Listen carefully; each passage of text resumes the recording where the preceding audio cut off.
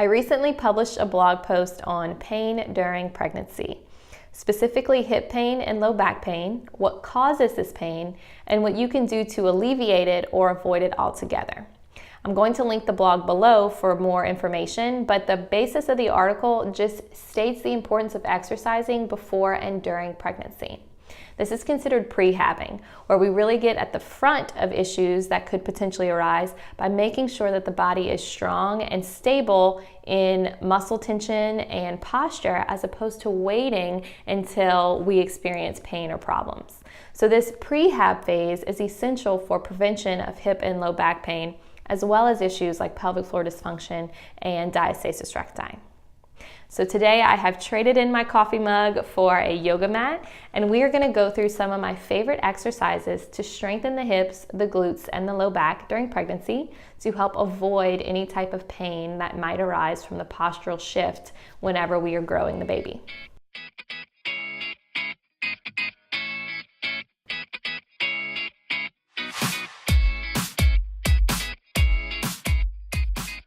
So the majority of the exercises that we are going to go through today involve me lying on a mat, either on my back or on my side. If you are uncomfortable for any reason lying on your back, or if your doctor has told you not to do so, most of these exercises can be done either seated or standing. If you are going to lie down on your back and you are pregnant, you want to make sure that you just roll to your left side between sets, and while you're working, you are maintaining a good diaphragmatic inhale and exhale to really pump blood flow and oxygen to the fetus. As always, if any of these exercises don't feel good for you, modify as you need to make the exercise work for your body at this point in time. The first exercise we're going to go through is ball squeezes. So you can do this sitting in a chair or lying on your back on the mat. A few different ball sizes that you can use, doesn't really matter as long as they're soft and they give a little. So you're going to start on your back with your knees bent and your feet flat. The ball is going to go between your knees here. Slightly tuck the chin. Arms are going to come at your side with your palms up, and this is going to put you in a really good postural position. So you're working with about 30% of your maximal effort in squeezes as you breathe diaphragmatically. You're going to do pulses on the ball.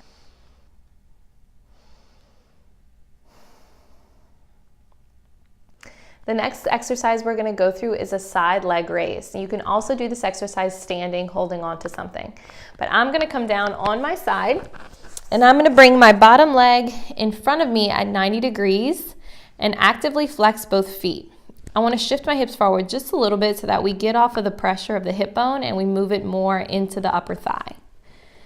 Using your diaphragmatic inhales and exhales, you're going to lift and lower that leg, making sure that the leg stays in line with the body. So you don't want the leg to be too far forward. You don't want to be behind you. So keeping it in line with the body, lifting and lowering. Hand on the outside part of your hip and your glute. That's the muscles that are working. That's where you should be feeling this. So the next exercise we're going to go through is an elevated glute bridge. I am using yoga blocks, but you can use books or a pot flipped over or a step stool. You just want something that's going to lift the feet up a little bit, and this is going to work the hamstrings a little bit more than a basic glute bridge. So I'm going to put my feet on my blocks, get my butt a little bit closer. I'm going to push through the heels, activate my glutes as I lift my hips up. Now, I like to exhale as I lift and inhale back down, but you choose the breathing pattern that works best for you. So I'm going to inhale here.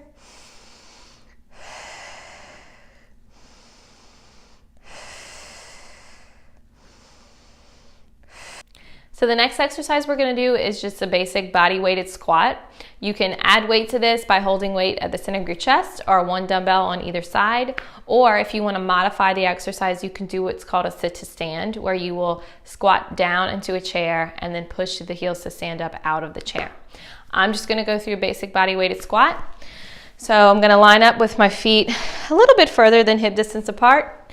And I like to inhale down and exhale up. But again, you choose the breathing pattern that feels best for you. You might prefer to exhale down and inhale up, or you might prefer to exhale through the entire motion. But we're really just reaching the hips back and down. back, and down. You don't want to go past the point where the muscles are engaged and sinking into this squat here. We're really trying to create stability, so we want to keep the muscles working.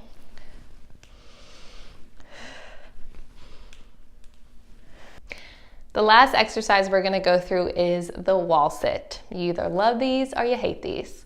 So you don't have to sink down to 90 degrees, only go down as far as you feel comfortable. You're going to sink down and you want your head, your upper back, tuck the pelvis, your lower back to be on the wall. So your whole spine is on the wall here. In this position, just breathe diaphragmatically.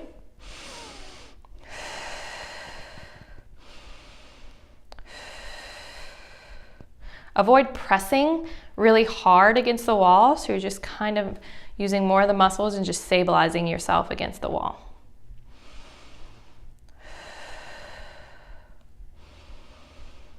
After working the glutes and the hips, we want to make sure that the pelvic floor isn't too tight. So we always finish with a pelvic floor opener after exercise, and this one is my absolute favorite. I'm going to use a foam roller.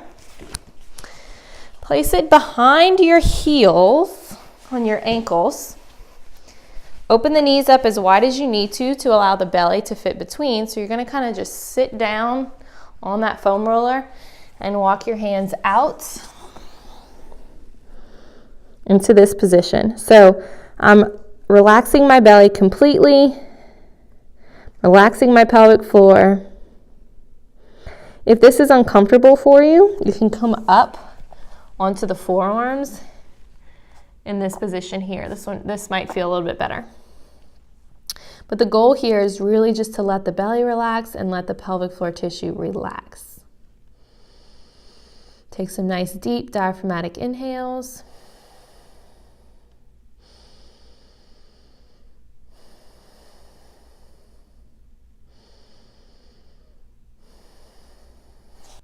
I hope you found this video helpful. Please leave any questions or comments below and be sure to subscribe for more videos like this.